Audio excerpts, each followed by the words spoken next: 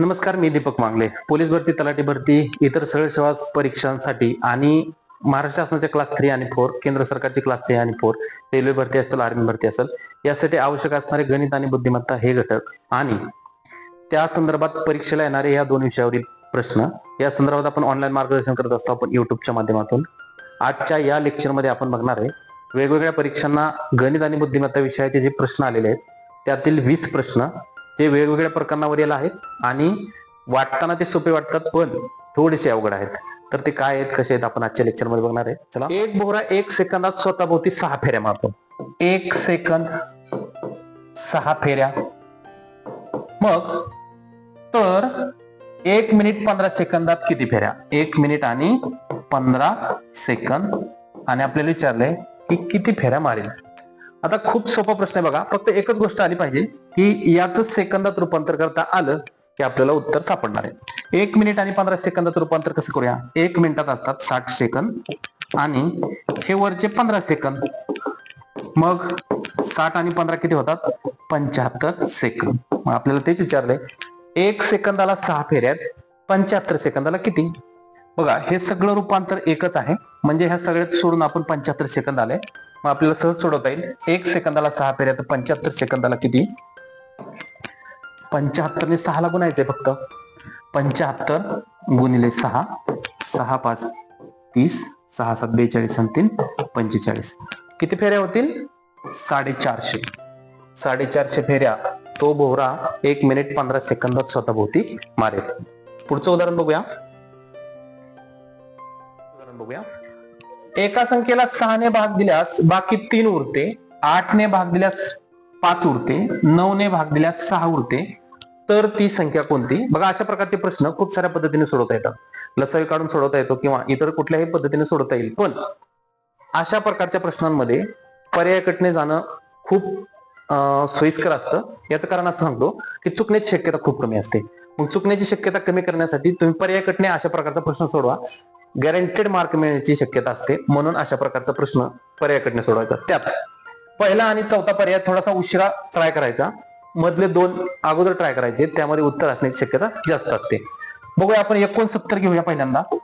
सगळ्यांनाच भाग बनवायचा. 6 8 आणि 9. आता 6 ने भाग गेलेलं बाकी 3 उरायला पाहिजे.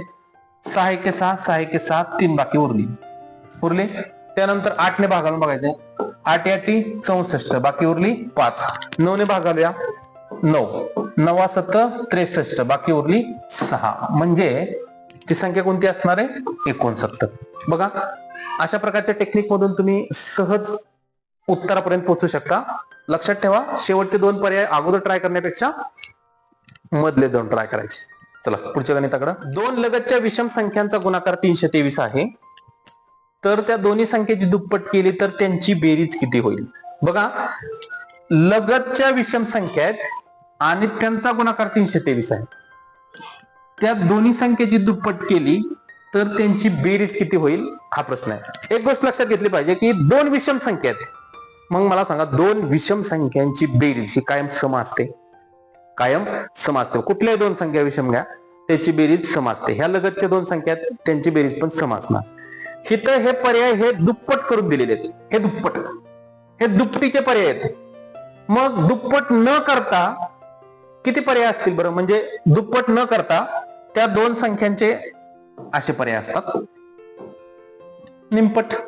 दुपटीच्या विरुद्ध निमपट. 70 ची 35, 74 ची 37, 78 ची 39. आता इथंच उत्तर सापडतं आपल्याला की 2 विषम संख्यांची बेरीज ही कायम सम असते. विषम संख्यांची बेरीज कधीच नसते. हे दुपटी करून लिहिलेले आहेत एवढ्या.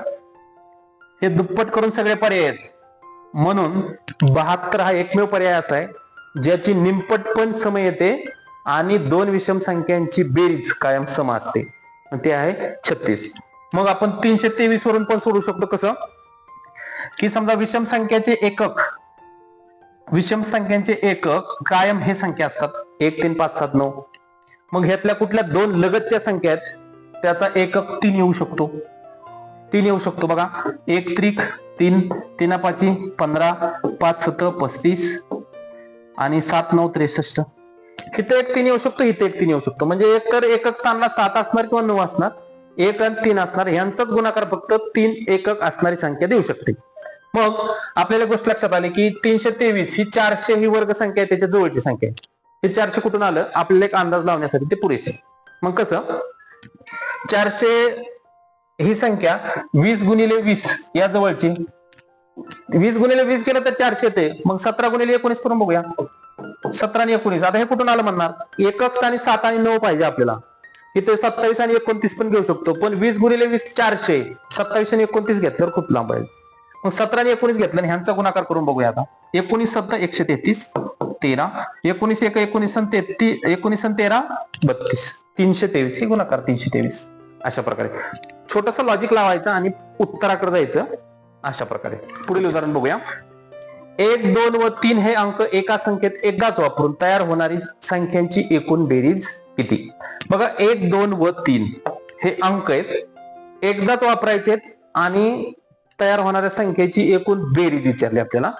मग लक्षात घ्या, कोणत्याही 3 संख्या असतील तर त्यापासून तयार होणाऱ्या संख्या किती असू शकतात याचं एक लॉजिक माहिती असलं की हा उत्तर प्रश्न सुटतो आपल्याला. बघा वाटताना 1 2 3 हे अंक आहेत. आपण सुरुवातीला सांगितलं होतं व्हिडिओच्या की वाटताना सोपे वाटतात प्रश्न, पण कसे अवघड आहेत आणि त्याचं सोल्युशन हे किती सोपं आहे हे पण आपण सांगणार आहे. बघा 1 2 आणि 3 हे 3 अंक आहेत. 3 अंक जर असतील तर किती संख्या तयार होऊ शकतात ह्याचा एक फॉर्म्युला आहे आपल्याकडं.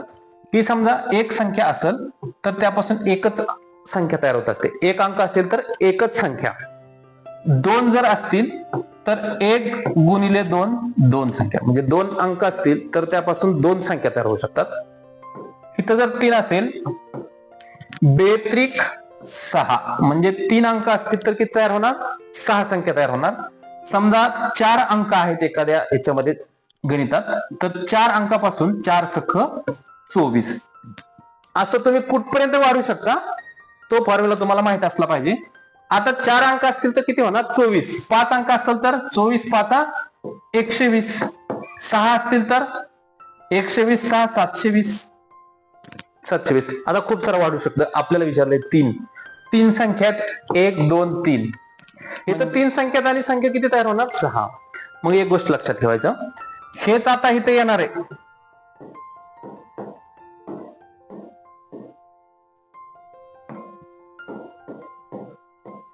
आणि ह्याची बेरीज करायची, आपलं उत्तर सापडलं.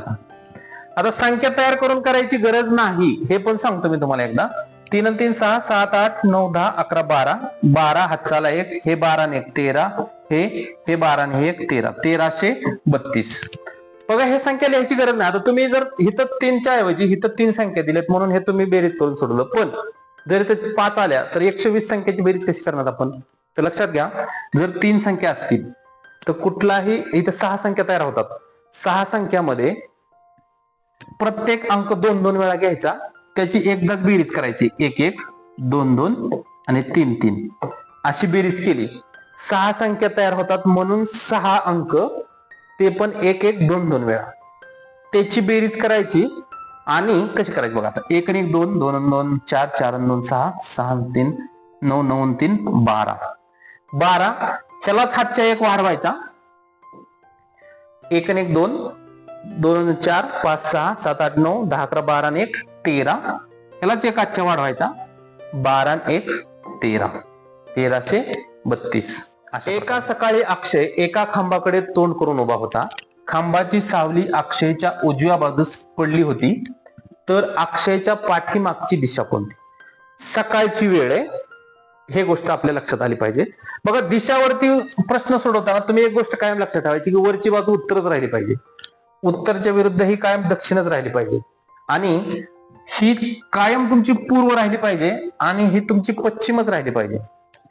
हे 4 तुम्ही कधीही, तुमचं तोंड कुणीकडे असू द्या, तुमच्या पॅडवरचं, तुमच्या वहीवरचं, तुमच्या ज्या काही गोष्टीवरचं तुम्ही उदाहरण सोडवताय त्याच्यावरती ह्या दिशा कायम राहिल्या पाहिजेत. मग आता काय बघूया, इथं सूर्य आहे, इथं सूर्य आहे. मग अक्षय एका खांबाकडे तोंड करून होता, खांबाची सावली अक्षयच्या उजव्या बाजूला आहे. आता इकडून सूर्य असल्यावर सावल्या कुठं पडणार आहेत? इकडं. सावल्या इकडे पडणार आहेत. मग अक्षयच्या उजव्या बाजूस सावली पाडायची. म्हणजे बघा इथं खांब आहे इथं अक्षय उभा आहे, अक्षय खाली तोंड करून उभा आहे, खांबाकडे तोंड करून उभा आहे. ह्या खांबावरती हे ऊन पडते आणि ह्याची सावली आता इकडे पडली, म्हणजे अक्षयच्या या उजव्या बाजूला सावली पडली. कुठल्या? उजव्या बाजूला, उजव्या. आणि आपल्याला विचारले तर अक्षयच्या पाठीमागची दिशा कोणती? अक्षयच्या पाठीमागची दिशा कोणती? मग उत्तर. आलं लक्षात? अशा प्रकारे बघा, पूर्वेकडे सूर्य असतो. हे कशावरून कळलं तर सकाळची वेळ आहे म्हणून पूर्वेकडे सूर्य दाखवला आपण. इकडून सूर्य इकडं पश्चिमेकडेच किरण दाखवत असतो सकाळी. इथं खांब आहे, हा खांब आहे लक्षात घ्या. ह्या खांबाची सावली इकडेच का पडते तर सूर्य इकडे पडते, पण अक्षयच्या ती उजव्या बाजूला पडते म्हणून अक्षय खाली तोंड करून उजव्या बाजूला. मग आता अक्षयचं काय होईल? अक्षयची पाठीमागची बाजू कोणती होईल? पाठीमागची दिशा उत्तर. खूप छान. पुढील उदाहरण बघूया. खालील संख्या मालिका पूर्ण करा. बघा, सोपं उदाहरण आहे. 3, 7, 16, 32, 57, 93 आणि 142 सरळ सरळ संख्या वाढत जाणार आहेत. म्हणजे अशा संख्यांमध्ये फरक काढून घ्यायचा, फक्त एवढंच याच्यामध्ये असते. बघा, 3 आणि 7 मध्ये 4चा फरक आहे, इथं 9चा फरक आहे. 7, 9, 7, 16, 16 आणि 16, 32. इथं 32 आणि किती 57 तर 25. इथं एक गोष्ट लक्षात आली माझ्या की 4, 9, 16, 25, 36 हे वर्ग संख्या आहेत. म्हणून आता मी अंदाजे सुद्धा लिहू शकतो की 36च्या पुढची संख्या 49 ही वाढलेली. 49च्या पुढची संख्या इथं 64 ही वाढून मी इथं संख्या लिहिणार. उत्तर आलेलं आहे आपलं. 142 मध्ये 64 मिसळलं, ती संख्या इथं लिहायची, ती आपलं उत्तर असणार. मग 142 आणि 64, 4 आणि 2 6, 14 आणि 6 20, 206 हे आपलं उत्तर असणार आहे. काय केलं? फक्त फरक काढला. फरक वर्गसंख्येनं वाढत होता म्हणून वर्गसंख्या तिथं कुठली? 8ची वर्गसंख्या 64. 142 मध्ये ती मिळवली आणि इथं लिहिणार मी 206 ह्या प्रश्नचिन्हाच्या जागी. तेच आपलं उत्तर असणार 206. पुढील उदाहरण बघूया. खालील संख्या मालिका पूर्ण करा. 3, 7, 15, 31, 63 आणि क्वेश्चन मार्क. संख्या ह्या वाढत जाणाऱ्या संख्या आहेत, कुठेही कमी नाही किंवा जास्त नाही. ही पहिल्यापेक्षा दुसरी वाढलेलीच आहे, दुसऱ्यापेक्षा तिसरी वाढत जाणारी अशा संख्या आहेत. मग अशा गणितामध्ये फक्त फरक काढायचा, दुसरं काही करायचं नाही. 3 आणि किती 7 4, 7 आणि किती 15 8, 15 आणि किती 31 16, 31 आणि किती 63 तर 32. मग इथं हा अंक आपण शोधला, त्यामध्ये तो मिसळला, आपलं उत्तर येणार. मग 4, 8, 16, 32 इथे गोष्ट लक्षात आली की दुपटीनं फरक वाढतोय. म्हणजे इथं 4चा 8 झाला, 8चा 16 झाला, 16चा 32 झाला, 32चा इथं पण 64 वाढणार आहे. 63 मध्ये 64 मिसळले की आपलं उत्तर येणार. 63 अधिक 64 7 आणि हे 12 127 हे आपलं उत्तर असणार. 127. पुढील उदाहरण बघूया. 6 वाजून 15 मिनिटांनी घड्याळातील आरशाच्या प्रतिमेत किती वाजलेले दिसतील? आरशातील प्रतिमेवरील हे उदाहरण आहे आणि घड्याळ आरशामध्ये कसं दिसेल याच्यावरच आहे.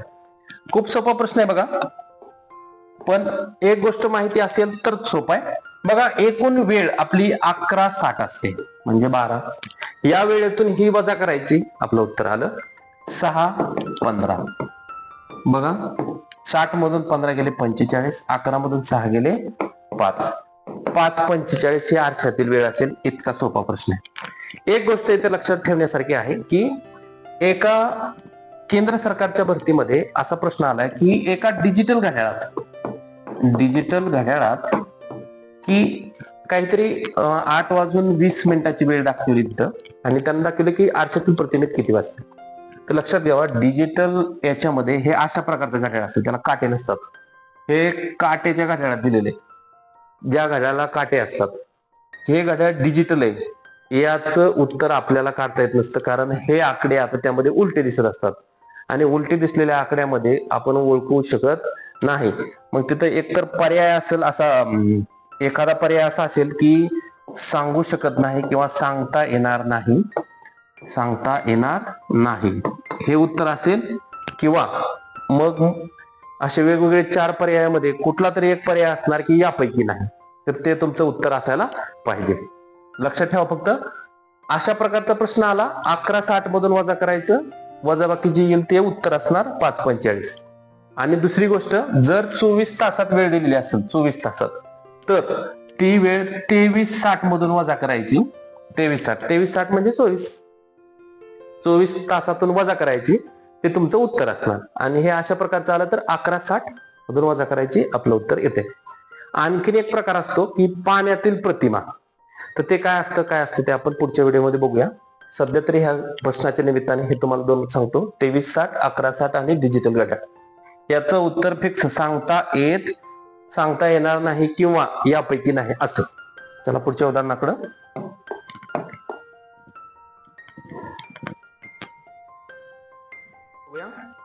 जर निळ्याला हिरवा म्हटले, हिरव्याला पांढरा म्हटले, भगव्याला पिवळा म्हटले, तर भारताच्या राष्ट्रध्वजामध्ये खालील बाजूस कोणता रंग असेल?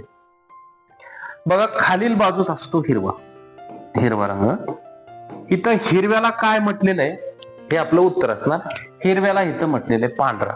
बघा, तुम्ही अशाच प्रकारच्या खुणा जरी करून उत्तर सोडवलं तरी खूप सोपं जातं. पण खूप साऱ्या मुलांना जे नवीन आहेत त्यांना एक माझं सांगणं आहे की अशा प्रकारच्या तुम्ही ट्रिक बाण करा. जे कलर बदलून पुढे असे होणार आहेत त्याच्यावरती बाण ठेवा.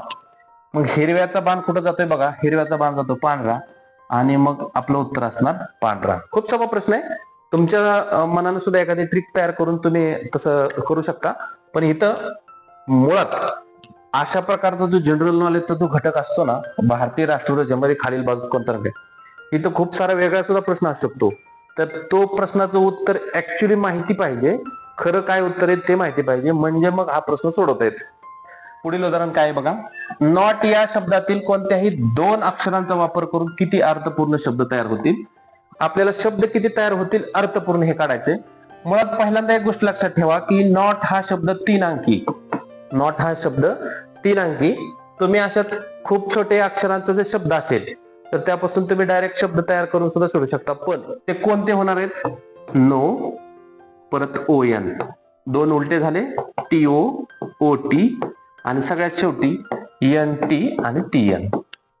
आता ह्याच्यातले अर्थपूर्ण शब्द किती एवढं बघायचं. हे कधी करायचं? जर ते लिमिटेड अक्षर असतील तर. समजा इथं 5 अक्षर आहेत आणि त्याच्यापासून शब्द किती तयार होतात असं जर विचारलं तर 5 ह्याचे तयार होतात 120 शब्द असे तयार करायचे, आणि त्यातून मग शोधणं शक्य नाही. मग आपल्याला तिथंच तयार करून बघायला लागतात. पण इथं शक्य आहे म्हणून आपण ते केलं. आता बघू आपण की अर्थपूर्ण किती. बघा, नो, ऑन, TO हे 3 शब्द अर्थपूर्ण आहेत. बाकी OT, NT, TN हे शब्द काही अर्थपूर्ण नाहीत. म्हणजे हे शॉर्ट फॉर्म असू शकतात, शॉर्ट फॉर्म असू शकतात, पण ते अर्थपूर्ण शब्द नाहीत. बघा, OT हा कंपनी लाईफ मध्ये वापरला जातो, ओव्हर टाइम असं. NT आपल्या कास्टसाठी वापरला जातो, NTC, NTD, NT प्रवर्ग असतो एक. आणि TN तामिळनाडूचा तो शॉर्ट फॉर्म आहे. तर हे आहेत, पण हे सगळे अर्थपूर्ण शब्द नाहीत. इथं 3 तयार होतात. पर्याय काय? 4, 2, 1 आणि यापैकी नाही. आपलं उत्तर असणार यापैकी नाही. चला पुढच्या गणिताकडं. एका महिन्याचा 7वा दिवस शुक्रवारच्या 3 दिवस आधीचा दिवस आहे, तर त्या महिन्याचा 19वा दिवस कोणता? आणि हे 4 पर्याय आहेत. बघा, इथे एक गोष्ट लक्षात दिली की 7वा दिवस शुक्रवारच्या 3 दिवस अगोदरचा आहे. 7वा दिवसाचा अगोदर वार काढूया आपण. शुक्रवारच्या 3 दिवस अगोदर बघा, शुक्रवार, गुरुवार, बुधवार आणि मंगळवार. शुक्रवारचा हा पहिला दिवस अगोदर, हा दुसरा दिवस अगोदर, हा तिसरा दिवस अगोदर.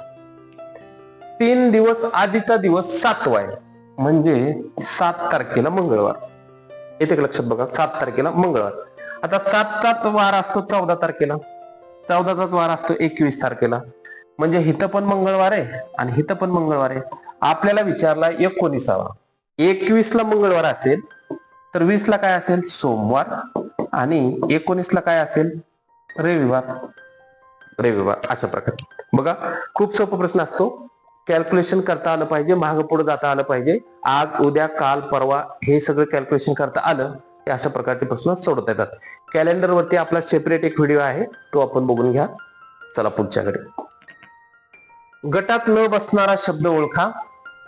बासरी, गिटार, विना, सतार आणि वायोलिन हे शब्द आहेत. आता यामध्ये वेगळा, कारण हा तोंडाने वाजवले जातात बासरी, बाकी ही सगळी तंतुवाद्ये तारेच्या सहाय्याने वाजवले जातात.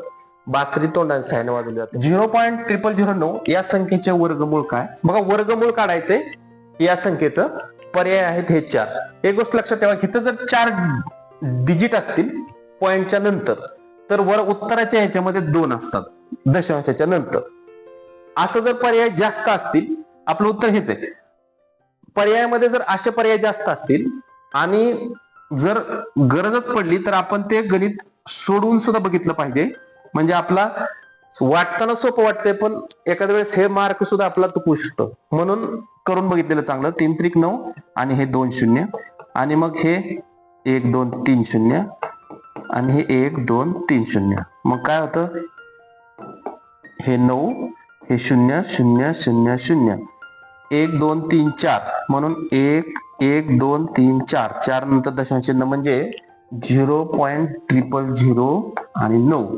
हेच आपलं इथलं वर्गाची संख्या आहे. त्याचं वर्गमूळ 0.03. अशा प्रकारे करून बघितलं तरी चालतं, पण फास्ट क्रिया करता आली पाहिजे. खूप वेळ घालवता कामा नाही. अक्षयचे 8 वर्षानंतरचे वय त्याच्या 8 वर्षापूर्वीच्या वयाच्या दुप्पट होईल तर त्याचे वय काय. बघा, हे गणित वयवारीचं आहे आणि पर्याय कटने पण सोडवता येतं, एक्स वापरून पण सोडवता येतं. माझं सजेशन असेल पर्याय कटने सोडवा अशा प्रकारचं. कारण सांगतो तुम्हाला, चुकण्याची शक्यता कमी असते पर्याय कटनं हे प्रश्न सोडवताना. याची हे करता आलं पाहिजे. बघा, पर्याय कटने कोणते सोडवायचे आणि एक्सने कोणते सोडवायचे, दोन्ही पद्धतीने सांगतो मी. पहिल्यांदा सांगतो पर्याय कटने कसं सोडवायचं. बघा, मी माझं अजून एक सजेशन असतं की ज्यावेळेस पर्याय कटने सोडवतो त्यावेळेस पहिला आणि शेवटचा जरा थोडासा लेट ट्राय करायचा पर्याय, मधले 2 सोडवायचे पहिल्यांदा. 8 वर्षानंतरचे वय 8 वर्षापूर्वीच्या दुप्पट एवढंच आलं पाहिजे. ही वय काय असं जर प्रश्न असेल तर ही आजच्या वयाचा पर्याय असतात. आजच्या वयात मग आजचं वय जर 16 असेल तर 8 वर्षापूर्वी 8 आहे, 16 मधनं 8 गेले 8 आणि 8 वर्षानंतर काय होईल 24. ह्याची फक्त दुप्पट आहे का बघायचं, आपलं ते उत्तर आहे की नाही चेक करायचं. 8 ची 24 ची दुप्पट नाही, तिप्पट आहे, म्हणून हा उत्तराचा पर्याय नाही. इथं 24 ट्राय करून बघूया. 24 हे आज आहे, 8 वर्षापूर्वी 16 असणार आहे, 24 आणि 8 32 असणार आहे. आता 16 ची दुप्पट आहे का 32, आपल्याला दुप्पटच पाहिजे. 16 ची काय आहे, दुप्पट आहे, म्हणून आजचं वय किती असणार आहे 24. कुणाचं, अक्षयचं. आता एक्स ने कसं सोडवलं जातं हे पण सांगतो. बघा, समजा त्याचं आजचं वय एक्स आहे, आज किती आहे एक्स. 8 वर्षापूर्वी काय होईल बरं, एक्स वजा 8 आणि 8 वर्षानंतर काय होईल, त्यामध्ये 8 वाढेल. आजच्या मधून 8 कमी, आजच्या मधून 8 जास्त. हे कधी, 8 नंतर आणि हे कधी, 8 पूर्वी. फक्त एकच गोष्ट करायची की हे दुप्पट आहे ह्याच्या, म्हणून ह्याला 2 ने गुणलं की एवढं येतंय, असं आपला फॉर्म्युला सांगतोय. 2 कंसात x वजा 8 आणि बरोबर x अधिक 8. म्हणजे ह्याची दुप्पट केली तर हे सारखं आहे असं कंडिशन सांगते. मग 2x वजा 2 8 16 बरोबर x अधिक 8. आता काय होईल, 2x इकडचा x इकडे घेतला, वजा x इकडचा वजा 16 इकडे जाईल आणि इकडचा 8. 8 मध्ये हे 16 डायरेक्ट मिसळलं, 24 झालं. 2x मधून x गेला तर किती राहतो x आणि बरोबर किती राहतात मग 24. हेच आपलं उत्तर आलं होतं पर्यायानं 24. मग ट्राय करून बघा. हे 24 x काढला होता आपण, x 24 आज. 24च्या 8 वर्ष मागे काय होते 16, ह्याच्या पुढे काय होते 32 आणि हे त्याची दुप्पट आहे. म्हणजे ह्याला 2 ने जर गुणलं, बेस 16 32 32 अशा प्रकारे उत्तर काय असणार आहे आपलं 24. चला पुढच्या उदाहरणाकडे. एक वस्तू 1470 रुपयात विकल्याने खरेदी किमतीच्या 1/6 पट नफा होतो, तर त्या वस्तूची खरेदी किंमत किती. बघा, नफा तोटा ह्या प्रकरणावरचं हे गणित आहे. आता तुम्हाला विचारली खरेदी किंमत किती. अशा प्रकारच्या या उदाहरणामध्ये खूप सारे सूत्र सांगितले जातात तुम्हाला किंवा ट्रिक सांगितले जातात, पण नफा तोटा या प्रकरणावरती 60-70 प्रकारची उदाहरणं विचारली जातात फिरवून फिरवून. मग कोणत्या गणिताला कोणतं सूत्र लागू पडतं हे 50% मुलांना लक्षात येत नाही. माझं सजेशन त्याच्यासाठी तुम्ही फक्त 2 सूत्राचा वापर करायचा. 2 ती कोणती बघा, आणि ती सोपी तुमची पाठ सुद्धा आहेत. की विक्री किंमत म्हणजे काय, विक्री किंमत म्हणजे काय, म्हणजे विक्री किंमत बरोबर खरेदी अधिक नफा, खरेदी अधिक नफा हे एक सूत्र. आणि विक्री किंमतीचं दुसरे, विक्री किंमत बरोबर खरेदी किंमत वजा तोटा. जर तोटा झाला असेल तर हे सूत्र, नफा झाला असेल तर हेच सूत्र. आता इथं नफा सूत्र आहे, नफा होतोय म्हणजे हे सूत्र वापरायचं. बघा ह्या दोन सूत्रांवरती 90% नफा आणि तोटा या प्रकरणाची उदाहरणं सुटतात. खूप साऱ्या पुस्तकांमध्ये या दोनच सूत्रांना असं फिरवून 10-12 सूत्र तयार केलेली असतात. हे फिरवायची गरज नाही, आपण ती गणितात फिरवायची. सूत्र जास्त पाठ करत बसायचं नाही. 2 सूत्र पाठ करायची, 90% गणित सुटतात. बघा आता इथं नफा झालाय, नफा म्हणून वरचं सूत्र वापरायचं, एवढ्यावरून आपल्याला गणित सुटतंय. बघा आणि इथे एक साधा एक्स वापरायचा, त्याच्यावर आपल्याला गणित सोडवता येते. 1470 रुपयाला काय झाली विकली, 1470 आणि खरेदी किंमत आपली मानली एक्स, विक्री किंमत झाली ही, खरेदी किंमत किती मानली आपण एक्स, आणि नफा किती झाला 1/6. कशाच्या, खरेदी किमतीच्या 1/6, खरेदी किमतीची 1/6 नफा. बघा किती, आता ह्याच्यामध्ये काय गडबड घोटाळा होण्याची काय गरज आहे का. 1470 विकली म्हणून विक्री किमतीच्या जागेवर लिहिलं हे विक्री किंमत, एक्स खरेदी किंमत मानली आणि नफा 1/6 खरेदीचा आहे, म्हणजे खरेदी किमतीच्या एक्स गुणिले 1/6. आता काय होईल बरं, 1470 बरोबर एक्स अधिक 1/6. आता काय होईल, छेद समान करून घेऊया. 1470 बरोबर, पेन बदलतो थोडासा, 6x अधिक 1x छेदामध्ये 6.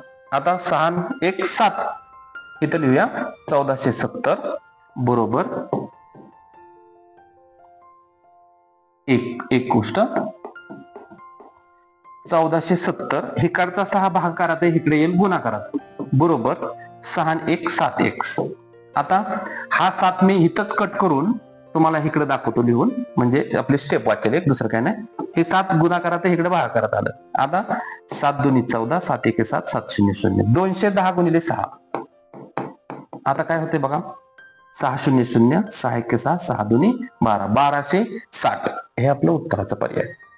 बघा ही दोन सूत्र फक्त आपण इकडे तिकडे फिरवायचं, तोटा झाला का नफा एवढंच बघायचं आणि प्रश्न सोडवायचा. 5 क्रमवार संख्यांची सरासरी 48 आहे, तर पहिल्या व शेवटच्या संख्येचा गुणाकार किती. पहिल्या आणि शेवटच्या संख्येचा गुणाकार विचारलाय आपल्याला. बघा 5 क्रमवार संख्या आहेत आणि 48 सरासरी. जर क्रमवार संख्या आल्या तर मधली संख्या मध्ये लिहायची आणि 5 आहेत म्हणून वर 2 खाली 2 वाढवायच्या, आणि क्रमवार असल्यामुळे काहीच अडचण नाही आपल्याला. 46 47 48 49 आणि 50 आपल्याला विचारले पहिल्या आणि शेवटचा गुणाकार किती. 46 गुणिले 50, 2 शून्य लिहून घेतले, 5 6 30, 3 5 4 20 आणि 3 23, किती 2 3 डबल 0, 2 3 डबल 0. जर समसंख्या किंवा विषम संख्या आल्या तर कसं करणार, 2 विषम वर वाढवायच्या, 2 विषम खाली वाढवायच्या, आणि जर 5 असतील तर 3 असतील तर वर 1 वाढा, खाली 1 वाढवा, आणि ती दिलेली 1, अशा प्रकारे. आणि सम जर असेल तर फक्त सम असतील तर मधली संख्या मध्येच ठेवायची, वर 2 सम वाढवायच्या, खाली 2 सम वाढवायच्या आणि प्रश्न सोडवायचा. जे काय आता इथं पहिल्या आणि शेवटचा गुणाकार विचारला होता, एखाद्या वेळेस तुम्हाला दुसऱ्या आणि चौथ्याचा विचारतील तर ते प्रमाणे कृती करायची. इथं उत्तर असणार आहे आपलं 23. बघा एक वेगळा प्रश्न आहे बघा, हा वाटतोय सोपा पण थोडासा वेगळा आहे. काय आपण खूप सारा प्रयत्न करत असतो एबीसीडी वरती, त्याच्या 26 अक्षरावरती पाठ सुद्धा केलेले असतात, त्याची विरुद्धची अक्षर सुद्धा माहिती असतात आपल्याला, पण अशा प्रकारचा प्रश्न आल्यानंतर थोडंसं वेगळं डोकं चालवायला लागतं. बघा की ह्या शब्द जे दिसतात हे खूप रेअर प्रश्न आहे बघा हा, की याच्यातला विसंगत पर्याय ओळखायचा आपल्याला. तर इथं आपल्याला शब्द तयार करावे लागतात. बघा MOON ह्याचा शब्द तयार करून, ही EARTH अर्थ, मून अर्थ मार्श, आणि इथं होतो व्हिनस. बघा हे सगळे ग्रह आहेत. आता लक्षात आले तर मून हा उपग्रह आहे एकटाच, म्हणून तो इतरांपेक्षा वेगळा आहे. चंद्र, मून म्हणजे चंद्र, पृथ्वी, आणि मार्स मंगळ व्हिनस शुक्र, अशा प्रकारचे हे उदाहरण. चला पुढच्या उदाहरणाकडे. अ ब क आणि ड हे वर्तुळाकार बसून पत्ते खेळत आहेत. बघा अशा प्रकारचं उदाहरण आलं की एक वर्तुळ काढायचा असा, आणि किती कॅरेक्टर आहेत तेवढ्या खुणा करून घ्यायच्या. अ ब क आणि ड, बघा 1 2. आता हा बाण सांगतो की ह्यांची तोंड आतमध्ये आहेत, एवढ्यासाठीचे बाण आहेत, आणि हे समोरासमोर आहेत, असे बसलेले आहेत आणि पत्ते खेळतायत, म्हणून आपण आतमध्ये त्यांची तोंड केलीत. अ आणि ब समोरासमोर आहेत. आता तुम्ही त्यात मध्ये दिले की अ चे तोंड पूर्वेकडे आहे, अ चे, तोंड पूर्वेकडे आहे. आपण मागच्या उदाहरणामध्ये सांगितलं होतं बघा की तुमच्या प्रश्न सोडवण्याच्या जे काही पॅड आहे, वही किंवा कागद आहे, त्याच्यावरती दिशा ह्या कायम अशा ठेवायच्या की ही पूर्वच असली पाहिजे, हे उत्तरच असली पाहिजे, खालची दक्षिणच असली पाहिजे, खालची ही दक्षिण दिशा असली पाहिजे आणि इकडची पश्चिम असली पाहिजे, पश्चिम दिशा इकडची. तर पूर्वेकडे कोणाचं तोंड आहे? अच. अच तोंड पूर्वेकडे, मग अच्या ब समोरासमोर आहे म्हणून हे ब. आता पुढे काय दिलं बघा, अच्या शेजारी ड बसला आहे. बघा अच्या शेजारी दोन आहेत, आता हे एक आणि हे एक. आता ड कुठे लिहायचा? तर कोणाचे तोंड दक्षिणेकडे आहे. बघा ड आपण हिथं पण लिहू शकतो आणि हिथं पण लिहू शकतो, आणि ड चा क जोडीदार असणार आहे कारण चौघ जण खेळता येते. मग हिथं पण क असू शकतो, हिथं पण क असू शकतो आणि हिथं पण क असू शकतो. म्हणजे ड हिथं पण क हिथं पण. मग आपल्याला कोणाचे तोंड दक्षिणेकडे आहे हे सांगता येत नाही, म्हणून माहिती अपूर्ण आहे. अशा प्रकारचा पर्याय. चला, पण एक गोष्ट लक्षात घेतली काय, अशा प्रकारचा वर्तुळ काढायचा. समजा 8 कॅरेक्टर असतील तर अशा प्रकारचा गोल काढायचा, खाली एक वर एक, असे 4 दिले, 5 6 7 8. याची तोंड अशी जर आत असतील तर असं करून घ्यायचं, म्हणजे आपल्या लक्षात येतं. आणि दुसरी गोष्ट तुम्हाला सांगितली की उत्तर वरच पाहिजे, पूर्व हा उजव्याच बाजूला पाहिजे, दक्षिण खालीच पाहिजे, पश्चिम असं पाहिजे. कशावरही सोडा, तुमचं तोंड सद्यस्थितीला कुणीकडे असू द्या, हे बदलताच कामा नये आणि असाच सराव करायचा कंटिन्यू, म्हणजे तुमचं उत्तर अगदी लवकर सुटतं आणि कन्फ्युजन होत नाही. खूप सारी मुलं मी बघतो परीक्षेमध्ये बसल्यानंतर की अशा प्रकारचा प्रश्न आला की ते असे इकडं तिकडं वळून बघतात, डावीकडे वळायचं, उजवीकडे वळायचं, मग अशा प्रकारचं लॉजिक लावून ते सोडतात. पण काही गरज नाही, हे अशा प्रकारचं डायग्राम कडून तुम्ही सोडू शकता. चला पुढे बघा, आज आपण वेगवेगळ्या परीक्षांना आलेले 20 प्रश्न बघितले गणित आणि बुद्धिमत्ता या विषयाचे. यामधली 8 उदाहरणं वेगवेगळ्या मुलांनी विचारलेली होती. बाकी उदाहरणं मला तुम्हाला सांगावीशी वाटली ती मी ऍड केली. पुढच्या व्हिडिओमध्ये आपण अशीच काही 20 उदाहरणं परीक्षेला आलेली बघणार आहोत. तुम्हाला खूप साऱ्या शुभेच्छा. इथंच थांबू. थँक्यू.